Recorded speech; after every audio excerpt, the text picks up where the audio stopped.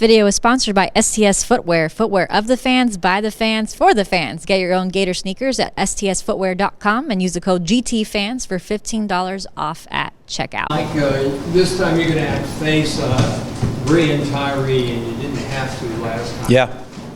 He's not as big and physical as Edwards, but he's the same kind of guy. Great straight line driver who can get streaky. How do you approach that? Yeah, totally different team. We were fortunate to beat Ole Miss without two starters, with Hadim C as well being out. Brian Tyree's as good a player as there is in the SEC. Scoring it off the catch, off the bounce, creating it for himself, creating for others. He's experienced. He's competitive. He's got a great feel. He's got underrated speed. He's one of these guys that looks like he's playing the game. The game is slow to him, but his first, second, third steps are really, really fast. He's just got an ability to fly by you. And if you gap him a little bit, he can create that space to get a jumper off, really going either way when he feels like it. So we've got to do a great job of making things difficult for him on the ball, off the ball. Everything's got to be contested, of course, and we'll probably have to try different guys on him. So it's basically a defense by committee type of game to handle him. Definitely. We, looking back at the last one, I'm not sure we had one guy in particular that did a great job on Anthony Edwards. We've got to get better in that respect. We've got to find a lockdown guy. Maybe we can. Maybe one guy individually can get into a rhythm versus Tyree, but going into it, he'll have different guys that have opportunities against him. Anything you noticed when you went back and watched film in the last game? Go to the second half. Second half, we were playing desperate, and that's something to be learned from. I mean, just playing downhill offensively, not overthinking it, playing with confidence, aggression. Defensively, we never really got into a good rhythm. The zone was helpful, of course. I thought that we did a good job communicating, figuring some things out, continued to play really, really hard, but we're just not a great defensive team, and that's obviously been a big weakness we've been exposed with over the last month, and we're going to have to guard in Oxford at a higher level for sure. Not sure if you answered this Go ahead. Tuesday night, but is that 3-2 zone something you worked on more over the last month, or is that really Yeah. to your guys being ready just to run that when they're against Smaller? Yeah, we just started working on some different things probably about 6 weeks ago. Just started tinkering with things defensively as we realized that we've got some deficiencies. So we've spent a good amount of time on it. Not as much as our man-to-man. I'd like to play 40 minutes of man-to-man and be great at it. And we've had some teams that could do that. We'll see. It'll be a game-to-game evaluation with this group. At the same time, teams having such wild swings in games. Yeah. It's like no lead save for Yeah. the deficit is Yeah. not insurmountable, I guess. We're a unique team, to say the least. Edgar, I haven't been a part of a team like this.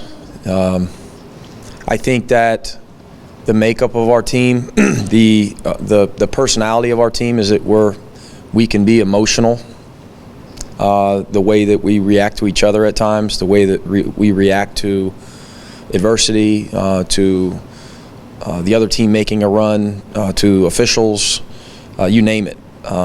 Really, really good group of guys, but we're not the most mature team. We've talked about that all year. We've got immaturities.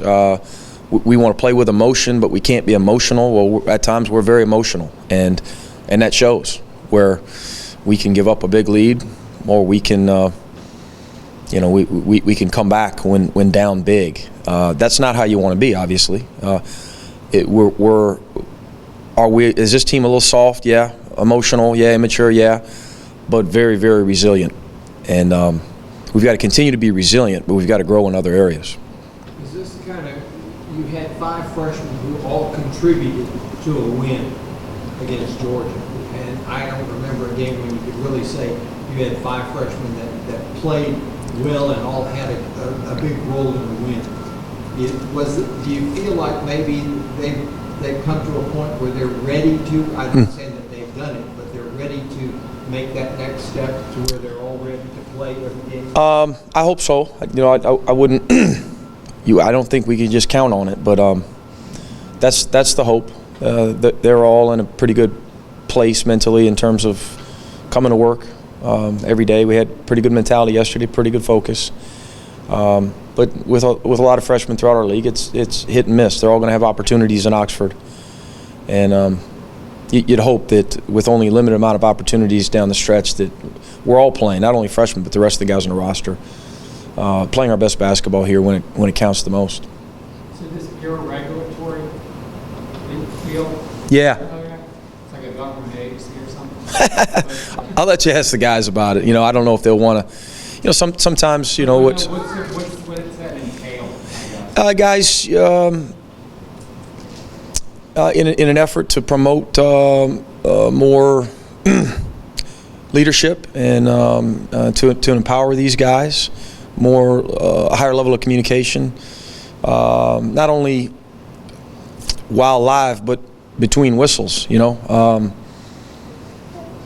want guys calling each other out. We want that's what good teams do, and so you can ask our guys about it if they want to share it. It's their deal, and it should be. And if they want to go public with it, they can. But it's everyone's trying stuff. It's nothing special, but I think it's helped us a little bit. Did that with men's team?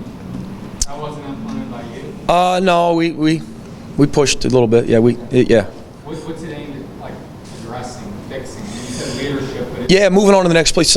Probably to your last question, Edgar, just the highs and lows, the swings of this team. Man, we're playing well to what has happened to us in the past 3 minutes.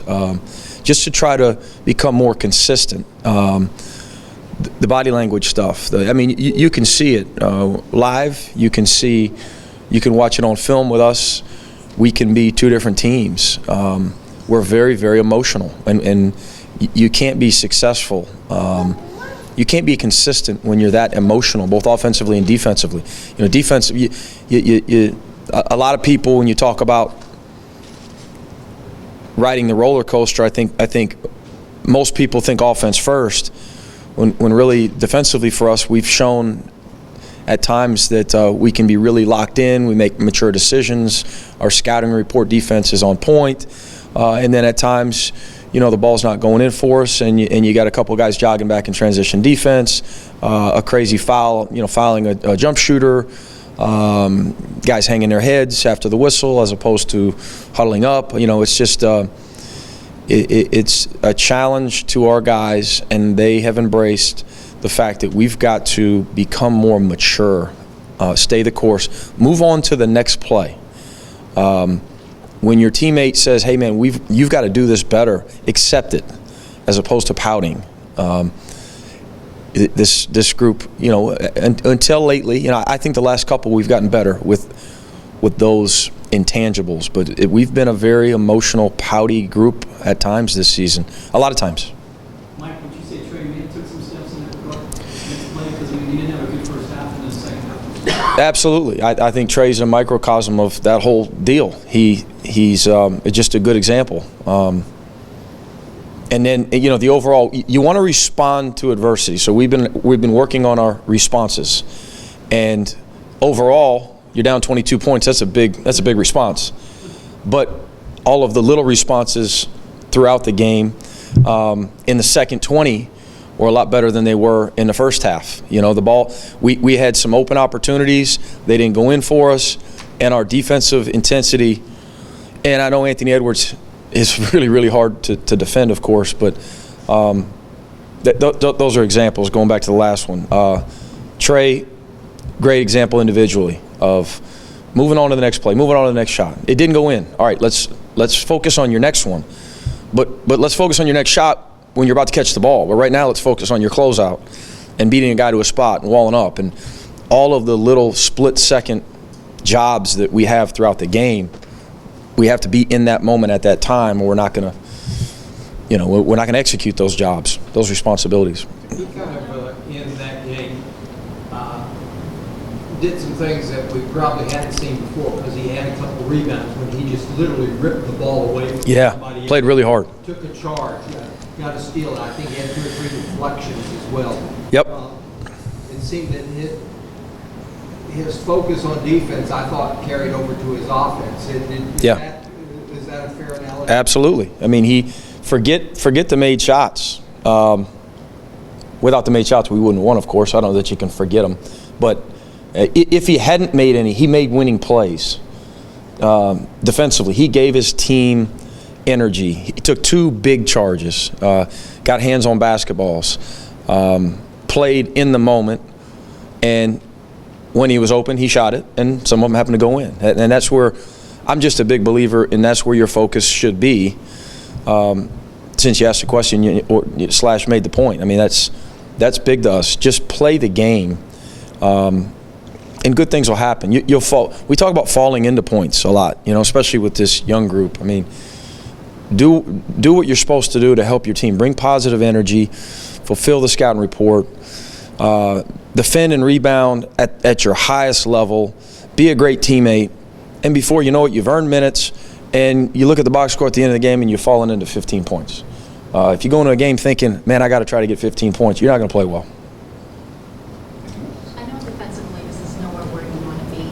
I remember back in November you said Trey Mann was your most accountable defensively as far as freshmen goes. Do you feel like other guys have kind of stepped up now, especially like Alex Willis and far? I can't think of a guy that's made a big jump defensively lately. A lot of us have gotten better offensively. Collectively, we've made a big jump offensively. Defensively,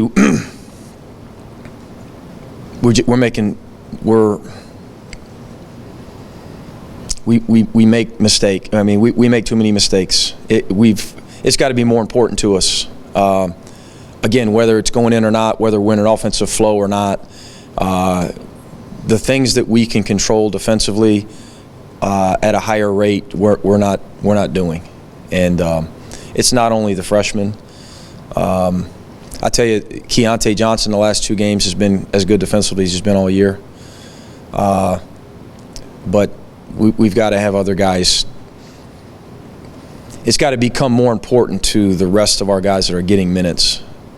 I think we've got too many guys that hang their hat on whether the ball's going in or not, and the ball going in being the only way that they can help their team win. First half, you go 2 for 12 from 3. Second half, 7 for 11. And a few weeks ago, you spoke about wanting guys to shoot without fear of repercussions. Yeah. Was that a lot of that in the second half? Yeah, playing out of desperation sometimes I think simplifies it for you. You're down, shooting when you're down 22. There's not a lot of thought going into whether or not it goes in. And so I thought that had something to do with the confidence level increasing. And then of course, when it got so loud in the arena and you put together a streak of scores, all of a sudden we were just playing with a lot of momentum. It was unique, to say the least. The run that was a crazy run. But I liked our looks in the first half. I did. And I think that, the next play stuff that we talked about a little bit earlier, I thought that, we've obviously got to do a much better job of it defensively, but I like where we're, the development and where hopefully we continue to head offensively with whether it goes in or not. It was a good shot for us. We talk about A shots, C shots, or F shots, and we had a bunch of A's that just didn't go. So you just stay the course, and the next one you shoot it again, and you play clear-minded and let it fly.